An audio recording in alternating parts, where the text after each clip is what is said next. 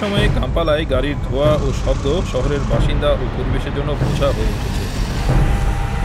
জাতিসংঘের হিসাব বলছে আফ্রিকার অন্যতম দূষিত শহর কাম্পালা।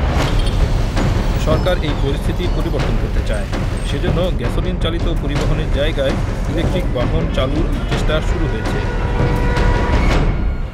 প্রথম ধাপ হিসেবে সরকারি গাড়ি নির্মাতা কিরা মোটরসে বিনিয়োগ করেছে সরকার। মাকেরের বিশ্ববিদ্যালয় এর সঙ্গে যুক্ত হয়েছে। ইলেকট্রিক বাহন চার্জ দিতে যে বিদ্যুৎ ব্যবহার করা হচ্ছে সেটি আসছে জল বিদ্যুৎ থেকে। ইতিমধ্যে 27টি ইলেকট্রিক গাড়ি চলছে। Private companies can also potential customers and also in the tourism sector.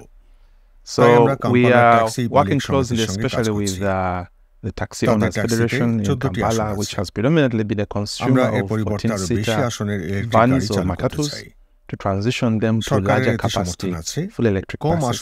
And this is with the strong support of government, which is a priority, that we transition from lower capacity to higher capacity.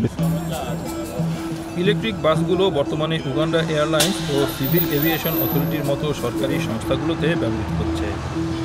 তবে বিষয়টি লজ্জার, বলছেন বাসগুলোতে চড়া যাত্রীরা। This bus is very comfortable. You don't feel any vibration, you don't feel any smoke.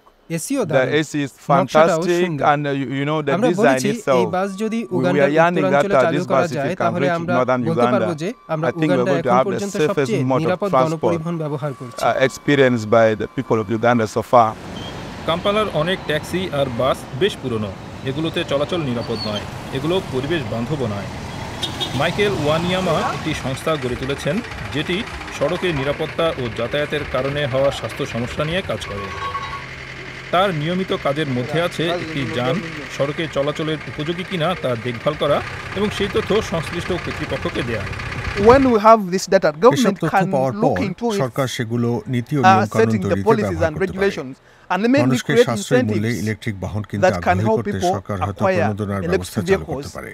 at affordable rates. আরেকটি বিষয়, Another thing, প্রযুক্তি নিয়ে we গবেষণা as করা a সংস্থা হিসেবে technical আমরা কিছু জানকে ইলেকট্রিক বাহনে রূপান্তরের কাজ করছি। we are also having a pilot on converting some of these vehicles to electric.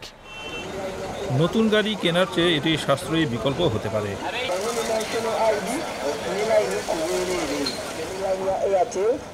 একটি ইলেকট্রিক ট্যাক্সির দাম 35,000 ইউরো হতে পারে, যেটি অনেক ট্যাক্সি চালকের পক্ষেই কেনা সম্ভব নয়।